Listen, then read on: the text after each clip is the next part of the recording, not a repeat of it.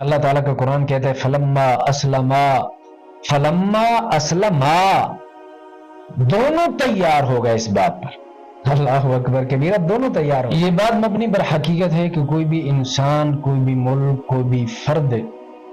کامیابی کے معیار کو اس وقت تک نہیں پہنچ سکتا جب تک کہ وہ قربانی نہ دے دے۔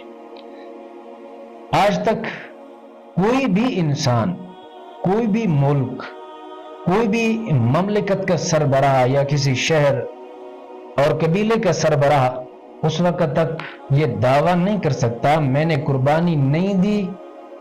بغیر قربانی دی مجھے یہ عہدہ مل گیا،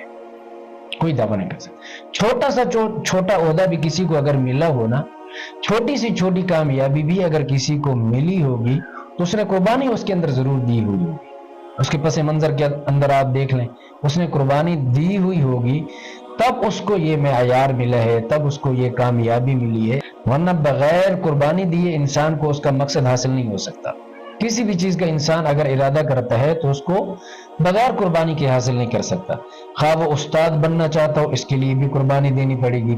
لیڈر بننا چاہتا ہے اس کے لیے بھی قربانی دینا پڑے گی، کسی قبیلے اور شہر کا سربراہ بننا چاہتا ہے قربانی بہرحال اسے دینی پڑے گی۔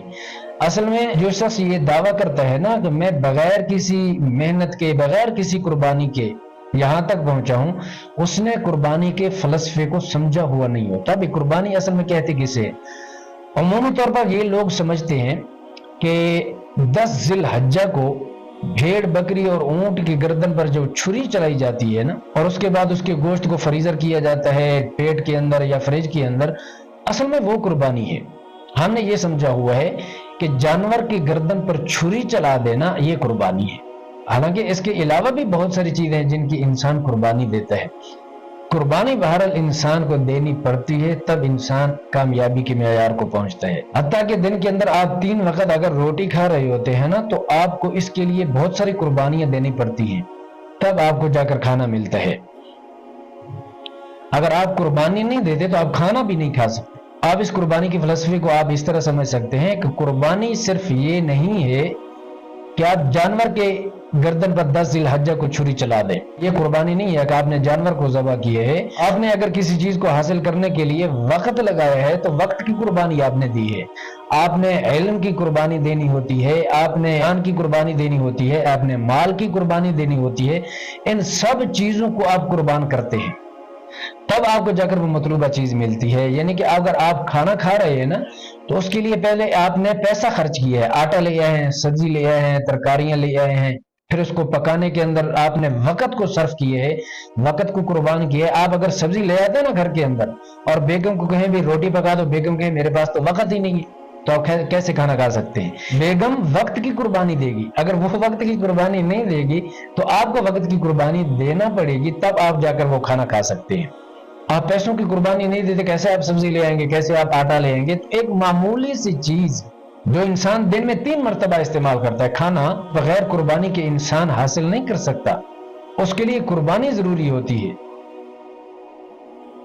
کہ کھانا آپ کا مقصد ہے اور آپ اس کے لیے کتنی قسم کی قربانی دے رہے ہیں، مال کی قربانی دے رہے ہیں، وقت کی قربانی دے رہے ہیں، آپ نے آپ کی قربانی بھی دے رہے ہیں کہ آپ اس کے اندر استعمال ہو رہے ہیں، آپ کے گھر والے اس کے اندر استعمال ہو رہے ہیں، اس چیز کو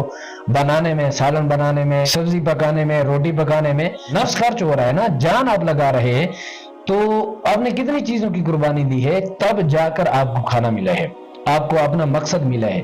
اب ایک مومن کا جو حقیقی مقصد ہے وہ تقرب اللہ ہے، اللہ تعالیٰ کا قرب حاصل کرنا، اللہ کی رضا حاصل کرنا۔ ظاہر سی بات ہے اللہ تعالیٰ کی رضا، اللہ تعالیٰ کا قرب ایک غیر معمولی چیز ہے۔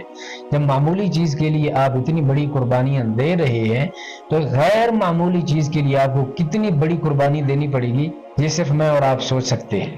یعنی اللہ کا قرب بھی بغیر قربانی دیے حاصل نہیں کر سکتے۔ آپ سیر کی کتابیں اٹھائیں، تاریخ کی کتابیں اٹھائیں، اللہ کے قرآن کو اٹھائیں اور دیکھیں بھی انبیاء علیہ السلام کو اللہ تعالیٰ نے کامیابی کیوں عطا فرمائی، اصحاب پیغمبر کو اللہ تعالیٰ نے کامیابیوں سے کیوں نوازا ہے، کیوں اللہ تعالیٰ نے ان کی زندگیوں کے اندر ہی یہ اعلان فرما دیا رضی اللہ عنہم ورضوا عنہ کہ میں اللہ ان سے راضی ہو گیا اور یہ میں اللہ تعالیٰ سے راضی ہو گیا۔ یہ جو رضا کی سرٹیفکیٹ اللہ تعالیٰ اصحاب پیغمبر کو عطا فرما رہے ہیں، انبیاء کو عطا فرما رہے ہیں، صلحاء کو عطا فرما رہے ہیں، کیوں فرما رہے ہیں، کیوں عطا کر رہے ہیں ان کو؟ ان کے اگر آپ پس منظر میں دیکھیں گے نا، بیک گراؤنڈ کے اندر دیکھیں گے تو آپ کو قربانیاں ہی قربانیاں نظر آئیں گی۔ آدم پیغمبر سے لے کر جناب محمد الرسول اللہ صلی اللہ علیہ وسلم تک انبیاء علیہ الصلوۃ والسلام کا آپ مطالعہ کریں، اگر ان کو کامیابی ملی ہے نا تو قربانیوں سے ملی ہے، ان کی زندگی قربانیوں سے بھری ہوئی ہے۔ آپ زیادہ پیچھے نہ دیں، اپنے پیغمبر کے حوال کو پڑھ لیں، آپ صلی اللہ علیہ وسلم کی سیرت کو پڑھ لیں، پوری سیرت کا مطالعہ نہ کریں، صرف طائف کو آپ پڑھ لیں، صرف تبوک کو آپ پڑھ لیں، احد کو آپ پڑھ لیں، ہجرت کو آپ پڑھ لیں۔ یہ جو چند نبی علیہ الصلوۃ والسلام کے کارنامے ہیں، آپ ان کا صرف مطالعہ کر لیں۔ شیخ ابی طالب کو آپ اٹھائیں اور دیکھیں کہ آپ صلی اللہ علیہ وسلم نے کتنی بڑی بڑی قربانیاں دی ہیں۔ میرے خیال میں اگر آپ تھوڑے سے بھی نرم دل انسان نے نا، ان واقعات کو آپ پورا نہیں پڑھ سکیں گے۔ شیخ ابی طالب کو آپ پورا نہیں پڑھ سکیں گے، بدر کو آپ پورا نہیں پڑھ سکیں گے، احد کو پورا نہیں پڑھ سکیں گے، آپ ہجرت کے واقعہ کو پورا نہیں پڑھ سکیں گے کہ پیغمبر نے کتنی بڑی قربانیاں دی ہیں، اس کے بعد اللہ تعالیٰ نے کامیابیوں سے نوازا ہے۔ میرے خیال میں اگر میں یوں کہہ دوں کہ پیغمبر ہوتا ہی وہی ہے جو سراپا اللہ تعالیٰ کے ہاں قربان ہو جائے، بس۔ جو پیغمبر قربانی نہیں دے سکتا، اللہ اسے نبوت کیسے عطا کرتے ہیں؟ اللہ تعالیٰ ایسے شخص کو نبوت نہیں دیتے جو قربانی دینی نہیں جانتا، جو قربانیاں دینا ہی نہیں جانتا۔ اللہ تعالیٰ فرماتے ہیں بھی تبلیغ کرو، وہ کہیں نہیں بھی